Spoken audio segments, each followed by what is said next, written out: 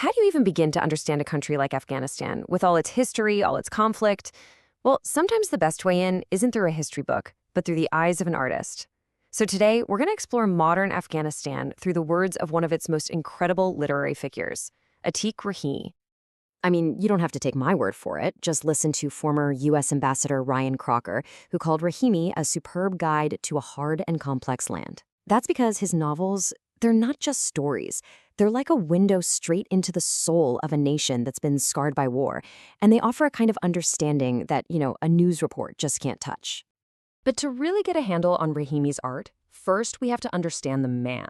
And we have to understand the tragedies, both personal and national, that shaped his voice. So, what exactly fuels that kind of powerful writing? Rahimi himself points us toward this quote from Albert Camus, and it makes you ask the question, right? What is the unique source deep inside that sustains him? What memory, what pain is fueling all of his work? Well, the answer starts right here, in this timeline of just devastating loss. In 1984, Rahimi has to flee his home country for exile in France. Just a few years later, his brother is killed in the Civil War. And then, in 96, the Taliban take over Kabul. Any one of these things is a tragedy. But for Rahimi, they all just pile on top of each other. And then there's this layer of pain that is just, it's hard to even wrap your head around. Rahimi says his family, because they wanted to protect him, actually hid the news of his brother's murder from him for 2 years. Can you imagine that? Learning about a loss like that, not with your family, but totally alone, in a foreign country, years after the fact? That solitary, delayed grief becomes a major catalyst for him. So, where does the ink for Rahimi's pen really come from? What is his source?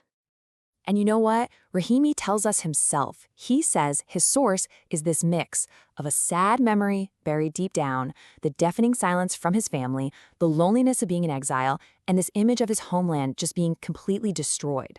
And he says you can boil it all down to one single word: nostalgia. But not the sweet, happy kind. We're talking about a painful, relentless longing for a person and a place that he can never get back. For a long time, Rahimi actually thought his first 3 novels were totally separate works. It was only later that he had this realization. They weren't 3 different books. They were 3 stages of a single story, his own journey of trying to process this immense trauma. You can literally watch his mission as a writer evolve across these 3 books. First up was Earth and Ashes, which was all about creating a space for him to mourn personally. Then, his purpose got bigger with 1,000 Rooms of Dream and Fear, where he channeled his anger to really denounce the terror of war. And finally, with The Patience Stone, he turned his focus to the first victims of what he calls the cult of fear, the women of Afghanistan. You can see it, right?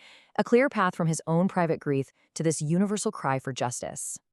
But that third step, writing about the deepest secrets and desires of women in that culture, that required a pretty radical and really controversial decision. It was a choice that would completely redefine his relationship with his art, his culture, and even his own identity.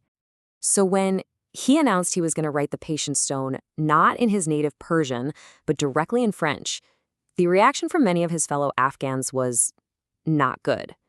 As he puts it, they cried treason. How could he possibly abandon the language of his home? But for Rahimi, this wasn't betrayal at all. It was about liberation. He explained that Persian, his mother tongue, is a language of intimacy, of propriety. It comes with all these built-in, unspoken cultural taboos. To really give voice to his female characters' forbidden thoughts, he needed the distance that another language could give him. French became his tool, not to betray his past, but to finally say the things that were unsayable. And to really understand the sheer weight of that silence, let's just dip into his first novel, Earth and Ashes.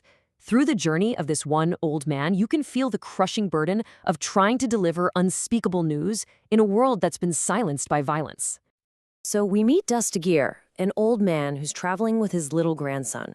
His mission seems simple enough: get to the coal mine where his son, Murad, works. But the reason he's going is anything but simple. He's carrying a terrible message. This is the question that's just haunting Dastaguir. He plays it in his mind over and over again.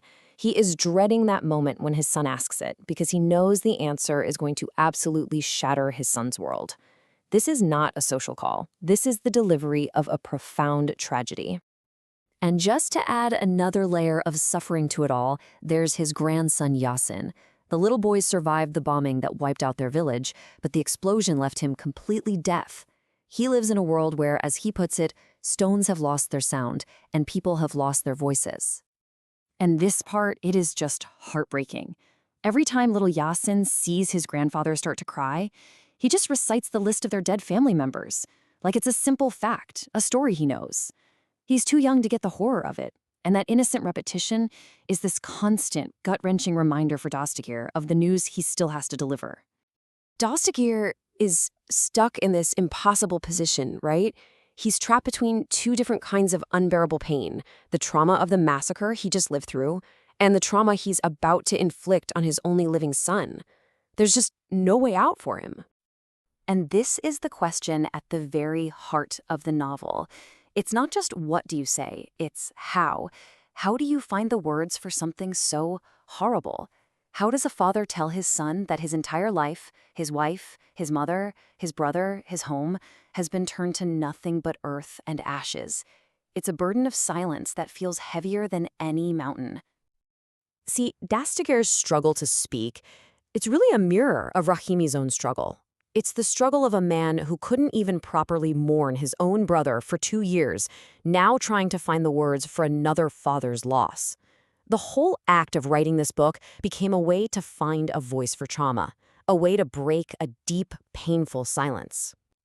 And in the end, Rahimi discovered that the act of writing itself was transformative.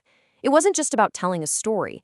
It was how he could finally process his own grief, how he could bear witness to his country's history, and most importantly, how he could discover who he really was in the process.